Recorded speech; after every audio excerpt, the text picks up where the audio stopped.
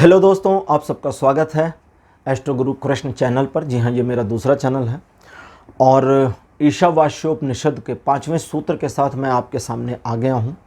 बीच में कुछ दिन ये ईशावास्योपनिषद से रिलेटेड वीडियोस नहीं आ पाए थे। उसकी रीज़न ये था कि मेरी तबीयत ठीक नहीं थी और मैं वीडियो शूट नहीं कर पा रहा था।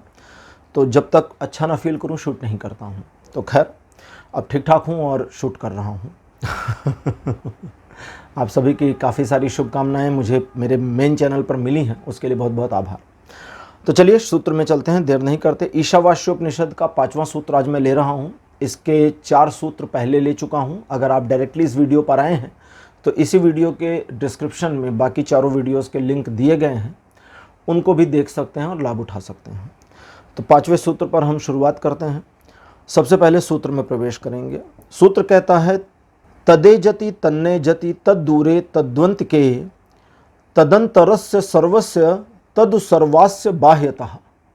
ये बड़ा प्यारा सूत्र है। मानवता के जैसे कहते हैं ना, ह्यूमैनिटी में जितने स्टेटमेंट्स हैं उनमें ये जो स्टेटमेंट है ये अपने आप में सबसे मार्के का है। मतलब एक वृहद आयाम और कंट्राडिक्शन को समेटे है। इसका अर्थ पहले समझ लेते हैं, फिर व्याख्या में आपको बताता हूँ कि ये क्या कहता है।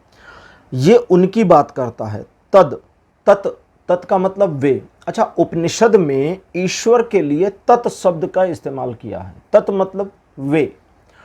ईश्वर का नाम ईश्वर नहीं है। अगर हम ईश्वर का एक नाम सोचें तो उनका कोई नाम नहीं है। उपनिषद अपने आप में बिल्कुल डिफरेंट एंटिटी है। उपनिषद कहता है वे, तत् मतलब वे, और तत् का मतलब होता है जैसे हैं वैसे वे। कोई बनावट नहीं है, कोई छिपाव दुराव नहीं है, कोई भेद नहीं है, कोई अंतर नहीं। तत् जैसे हैं वैसे। भगवान बुद्ध के लिए तथागत शब्द का इस्तेमाल किया गया। तथागत का मतलब जैसे हैं, आए और गए। तथागत जैसे आए वैसे ही गए, कोई परिवर्तन नहीं हुआ। परमात्मा के स्वरूप में थे आत्मा और वह आत्मा परमात्मा के स्वरूप में ही गई है। कोई परिवर्तन नहीं हुआ। तथागत आए और गए, उनके आने और उनके जाने दोनों से कोई फर्क नहीं पड़ता, कोई भेद नहीं पड़ता। इसीलिए बुद्ध दुनिया को नहीं, लोगों को बदलने में ज्यादा विश्वास रखते हैं। तो सूत्र कहता है, तत् वे चलते हैं, वे नहीं चलते। वे दूर से दूर हैं और वे अत्यंत समीप से समीप हैं। वे इस समस्त जगत के भीतर परिपूर्ण हैं और वे इस पूरे जगत से बाहर भी हैं। ये मजेदार है, कंट्राडिक्ट। मैंने कहा ना, मानवता के इतिहास में सबसे बेहतर बढ़िया सूत्रों में से ये एक है। यह जो महावचन होते हैं मानव इतिहास के, उसमें सबसे बेस्ट है और सबसे सरल भाषा में कहा गया है। यह सूत्र कहता है कि वे चलते भी हैं और नहीं भी चलते। एक उदाहरण लेते हैं। आप एक ट्रेन में बैठें और 100 किलोमीटर की यात्रा करें, या एक कार में बैठें और 100 किलोमीटर की यात्रा करें, तो क्या आप चले? आप 1 किलोमीटर भी चलकर गए? कहेंगे नहीं, हम तो कार में थे। लेकिन यात्रा तो हुई, क्योंकि गाड़ी आगे चली गई और साथ साथ आप भी चले गए। तो आप चले भी और नहीं भी। अगर आपसे कहा जाए कि क्या आप चलकर आए हैं, आप कहेंगे नहीं, मैं तो बैठ कर आया। तो क्या बैठे बैठे अपने आप चले गए? नहीं, गाड़ी चल रही थी, क्योंकि यहाँ भी बैठे हुए हैं और बैठे बैठे तो कहीं जा नहीं रहे। तो मतलब ये प्रूफ होता है कि बैठे बैठे रहने से कहीं जा नहीं सकते। लेकिन गाड़ी जा सकती है और गाड़ी आपको लेकर जा सकती है। तो आप चल भी रहे हैं और नहीं भी, ये कंट्राडिक्शन है। तो ये ईश्वर के संबंध में है। कहते हैं वे चलते भी हैं और नहीं भी, वे दूर से दूर हैं और समीप से समीप हैं, पास से पास हैं, निकट से निकट हैं। सनातन कहता है, उपनिषद के ऋषि कहते हैं कि यह पूरा जगत उन्हीं से निकला है, और जिस ईश्वर से यह जगत का आविर्भाव हुआ है। ईश्वर किसी शॉपिंग सेंटर पर तो गए नहीं थे कि भैया 1 किलो यूनिवर्स दे देना, या मुझे मिट्टी पत्थर बालू सीमेंट मोरंग पानी पहाड़ नदी तालाब समुंदर ये दे दो। कहीं से लेकर तो आएंगे नहीं। अगर वे कहीं और से लाएंगे तो जहाँ से लाएंगे वही ईश्वर तत्व हो। तो ये संपूर्ण चराचर उन्हीं से निकला है। चराचर मतलब जो दिखता है, ये सब उन्हीं से निकला है, आविर्भूत हुआ है। और जब ईश्वर से ही आविर्भूत हुआ तो ईश्वर तत्व के द्वारा ही सब कुछ बना है, इसीलिए सब कुछ ईश्वर तत्व है। और इसीलिए सनातन और उपनिषद कहते हैं कण कण में भगवान होते हैं। जब हर एक कण में भगवान हैं तो वे तो हमेशा मेरे पास में ही, बगल में ही हैं। हवाओं में भी वही हैं, बह रहे हैं, पत्तों में भी वही हैं, मिट्टी के हर कण में वही हैं, हर मनुष्य में वही हैं। तो वो मेरे बहुत पास में हैं, आपके बहुत पास हैं, एकदम बगल में। आपके मोबाइल फ़ोन में भी वही हैं, क्योंकि ये मोबाइल फ़ोन बनने के लिए जो सामान चाहिए वो इसी धरती से आया है, कहीं दूर से तो लाया नहीं गया, इसी यूनिवर्स से लिया गया और यूनिवर्स ही उनसे आया है। तो सब कुछ ईश्वर का ही तत्व है, ठीक। लेकिन वे दूर से दूर हैं, समीप का तो हो गया, दूर से दूर हैं। क्यों दूर हैं? क्योंकि उनकी समीपता आप महसूस नहीं कर सकते हैं। और अगर आप फील करना शुरू करें कि क्या ईश्वर मेरे सन्निकट हैं, तो आपको लगेगा यार बड़ी दूर है, उन तक तो मैं शायद पहुंच भी ना पाऊं कभी ज़िंदगी में, देख भी ना पाऊं, महसूस भी ना कर पाऊं कि वहां बैठे हुए हैं। दूर से दूर, जो दूरी आप सोच सकें उससे भी परे हैं वो, ठीक। सूत्र आगे कहता है वे जगत के भीतर हैं, परिपूर्ण। परिपूर्ण, यहां पे अंतः परिपूर्ण शब्द का इस्तेमाल किया गया है। परिपूर्ण का मतलब हुआ कि वे एक तरीके से इस जगत को घेरे हुए हैं, आच्छादित किए हैं, उनसे अतिरिक्त कुछ भी नहीं है। लेकिन वे इस जगत से बाहर भी हैं। इस पूरे जगत को बनाने के बाद अगर उनका अस्तित्व समाप्त हो जाए तो फिर काहे का ईश्वर फिर काहे का ईश्वर, ठीक है। तो इस जगत को बनाने के बावजूद वे एक अलग एंटिटी के रूप में बने भी हैं। सूत्र में आने से पहले उपनिषद की जो पहला पेज है उसमें है, यानी कि पहला पेज मतलब जो जिसको हम शांति पाठ कहते हैं, ईशावास्योपनिषद का। ईशावास्योपनिषद का जो शांति पाठ है वो बहुत गहरे से समझने वाला है, क्योंकि उसमें ऋषि कहते हैं ओम पूर्णमदः पूर्णमिदं पूर्णात् पूर्णमुदच्यते पूर्णस्य पूर्णमादाय पूर्णमेवावशिष्यते। जो, अच्छा, इसकी भी व्याख्या मैंने करी है, लिंक डिस्क्रिप्शन में दिया है।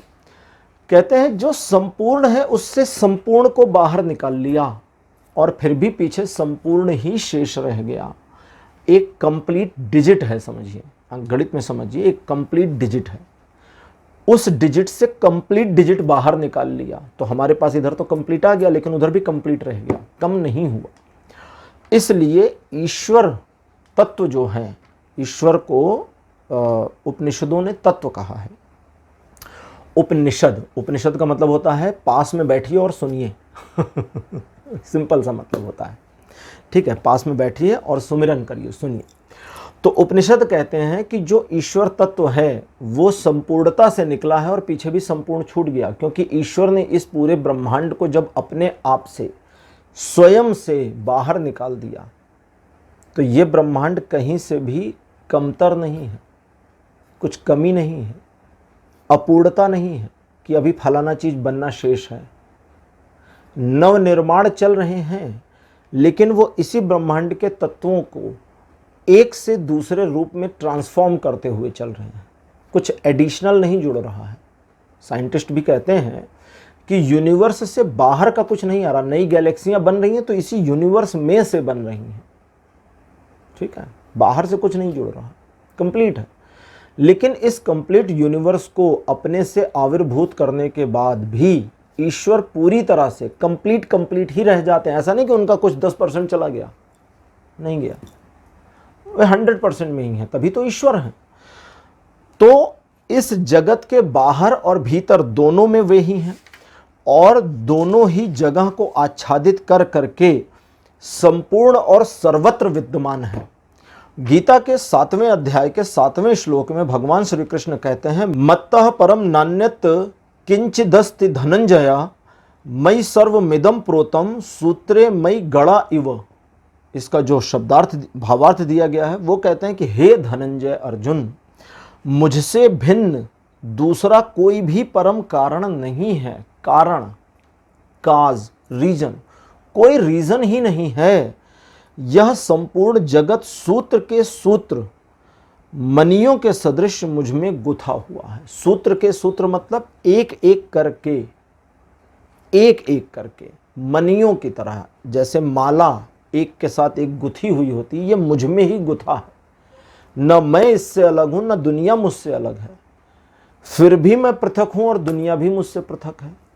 इसी चीज को आगे कंट्राडिक्शन में ले जाते हुए श्री कृष्ण गीता के 13वें अध्याय के 15वें श्लोक में कहते हैं, बहिरंतरश्च भूतानाम अचरम चरमेव च, अचरम चरमेव च, सूक्ष्मत्वात्तदिविज्ञेयम दूरस्थम चान्तिके तत्। यहां भी उन्होंने तत् शब्द इस्तेमाल किया है। अब यहां पर बताते हुए श्री कृष्ण अपने लिए वे शब्द का, तत् शब्द का इस्तेमाल करते हैं और 13वें अध्याय के 15वें सूत्र में कहते हैं, श्लोक में कहते हैं कि वह चराचर सब भूतों के बाहर भीतर परिपूर्ण और चर अचर भी वही है। चर अचर भी वही है, चर भी वही है, अचर भी वही है। चर मतलब जो चलायमान है, अचर मतलब जो स्थिर है, दोनों वही है। वह सूक्ष्म होने से अविज्ञेय है। सूक्ष्म इतना बारीक है कि उसको आप एनालाइज नहीं कर सकते। इलेक्ट्रॉन की एनालाइजिंग में बड़ी प्रॉब्लम हुई, हालांकि इलेक्ट्रॉन को भी तोड़ दिया गया, ठीक है, तो वो एक अलग चीज है, मैं बताता हूं अभी उस चीज को। और अति समीप में और दूर में भी वही स्थित है, ये कहते हैं कृष्ण। कहते हैं वही स्थित है, सबसे पास और सबसे दूर दोनों। जब इलेक्ट्रॉन की बात करता हूं मैं, अभी मैंने कहा था जब एटम को तोड़ दिया गया तो तीन पदार्थ मिले, न्यूट्रॉन, प्रोटॉन और इलेक्ट्रॉन। इलेक्ट्रॉन का जो एक तरह से उसका जिसको कहते हैं नेचर है, वो कण में भी है और तरंग में भी है। एक पल वो कण है, एक पल वो तरंग है। इलेक्ट्रॉन को अगर हम तोड़ देते हैं, अगर कण है और तोड़ दें तो दो हिस्से में अलग अलग कण मिल जाने चाहिए। तो उसका जो व्यवहार है वो कण जैसा तो है, लेकिन जब उसे तोड़ते हैं तो एनर्जी रिलीज हो जाती है, कुछ भी नहीं मिलता, कुछ बचता ही नहीं है, कोई कण नहीं बचता। कण तो है, कण मतलब एक तरह से आप समझें कोई पदार्थ तो है, छोटा सा, भले ही बारीक सा हो, एक बारीक पदार्थ तो है, लेकिन उस पदार्थ को हम जब तोड़ देते हैं तो एनर्जी रिलीज होती है और एनर्जी बहुतायत मात्रा में रिलीज होती है। इसलिए एटम बम से ज़्यादा इलेक्ट्रॉन बम जो हैं ये ज़्यादा पावरफुल माने गए। इलेक्ट्रॉन बम, ठीक है, ये बहुत ज़्यादा पावरफुल है क्योंकि इसमें इलेक्ट्रॉन ही टूट जाता है, और जब इलेक्ट्रॉन टूट जाता है तो एक ऐसी ऊर्जा निकल जाती है, एक ऐसी ऊर्जा निकलती है जो बहुत बड़ी होती है, बहुत प्रभावशाली होती है। जो परमाणु बम में यूरेनियम के एटम्स को तोड़ा जाता है, वो यूरेनियम थोड़ा सा ही लगता है, बहुत ज़्यादा नहीं लगता, थोड़ा सा लगता है, बस वो टूट जाते हैं। और वो टूटते हैं तो चेन रिएक्शन होती है, एक के बाद एक के बाद एक टूटता चला जाता है और वे बढ़ते चले जाते हैं, द्विगुणित हो जाते हैं। और वो जो एनर्जी का रिलीजमेंट है, वह एनर्जी अपने आप में बहुत विकराल और विशाल होती है। इसलिए एटम बम बड़े खतरनाक माने गए हैं, या इलेक्ट्रॉन बम को बहुत खतरनाक माना गया है, एटम बम से भी 1000 गुना ज़्यादा पावरफुल। तो यहाँ समझना यह है कि ईश्वर का जो तत्व है वो कंट्राडिक्शन में है, विरोधाभासी प्रकृतियों को साथ में संजोए हुए है। और अगर वह साथ में विरोधाभासी तत्व को नहीं ले सकता, समाहित नहीं कर सकता, तो फिर ईश्वर होने के अधिकारी नहीं। ईश्वर अगर विरोधाभासी नहीं है तो फिर उनके ईश्वर होने में संदेह हो जाएगा, शंका हो जाएगी। जैसे कुछ रिलीजन्स कहते हैं कि ईश्वर को चित्रित नहीं किया जा सकता, मनाही है, उनकी ड्राइंग बनाने में, मूर्ति बनाने में मनाही है। अब मेरी किसी से बात हो रही थी, मैंने कहा भैया एक बात बताओ, अगर वही आपका ईश्वर तय करे कि मुझे एक मूर्त रूप में आना है तो कर क्या लोगे? बोले वो नहीं आ सकते। मैंने कहा वो उनको आना हो तो तुम कर क्या लोगे? तुम्हारी हैसियत है रोकने की? तुम मना कर सकते हो? नहीं कर सकते। लेकिन अगर वे आना चाहें तो, उन्होंने कोई एक मैसेंजर भेजा, दूसरा भेजना चाहे तो तुम खुद ही मार दोगे उनको, क्योंकि उन्होंने तो लॉक कर दिया कि जी मैं तो आखिरी हूं, अब कोई नहीं आएगा। लेकिन अगर ईश्वर चाहे किसी और को भेजना तो कोई क्या कर सकता है?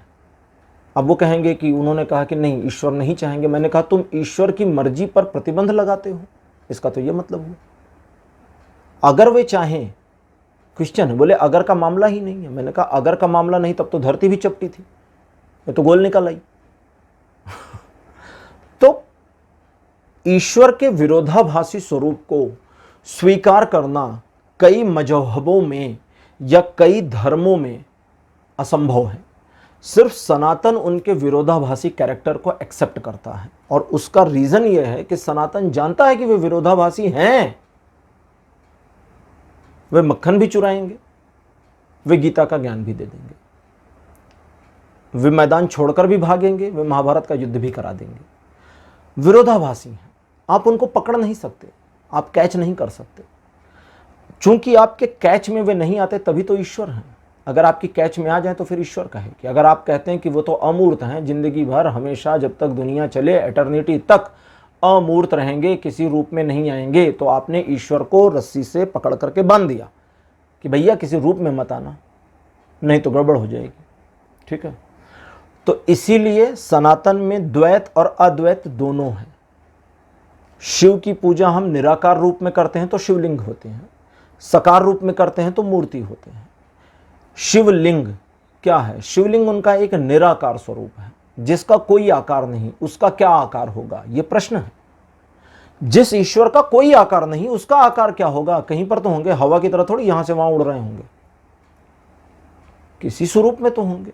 निराकार है जी, कोई आकार नहीं, तो उस निराकार का आकार क्या होगा? वो शिवलिंग है, वर्तुल, एक गोल अंडाकार आकार, कि इस पिंड के रूप में होंगे वे जब निराकार हैं, क्योंकि इस निराकार में भी कोई हाथ पैर आंख नाक मुंह नहीं बनी है। ठीक है, जब वे साकार होंगे तो शिव मूर्त हो जाएंगे, जटा आ जाएगी, चंद्रमा आ जाएगा, उनके पंचमुखी स्वरूप या एक मुखी स्वरूप आ जाएंगे। ठीक, तो ये ईश्वर के विरोधाभासी होने को प्रमाणित करता है सूत्र, उपनिषद का 5वां सूत्र जो ईशावास्य उपनिषद है। और इस 5वें सूत्र को जो मेरा अल्प ज्ञान था, थोड़ी बहुत ज्ञान था, उसको मैंने आपको समझाया। और ये सूत्र यही कहता है कि इस दुनिया में कहीं भी नहीं है जहां वे हों, और ऐसी भी कोई जगह नहीं जहां वे ना हो। दोनों है, उनका होना और ना होना एक ही समय में हो सकता है, और यही तत्व उनको ईश्वर बनाता है, तत्व बना देता है। इसी के साथ ये वीडियो खत्म करता हूँ। 5वें सूत्र की व्याख्या जो मुझे जितना ज्ञान था उतना मैंने आपको बताया। तो ये सूत्र आपको कैसा लगा, अपने अनुभव, अपने एक्सपीरियंस कमेंट सेक्शन में ज़रूर लिखिएगा। अगले वीडियो में 6वें सूत्र की चर्चा करेंगे और ईश्वर के एक अलग प्रकृति स्वरूप को जानने की प्रयास करेंगे। इस वीडियो को लाइक करिए, शेयर करिए और चैनल को सब्सक्राइब करना मत भूलिएगा। अगले वीडियो में आपसे फिर मिलूँगा। Bye bye.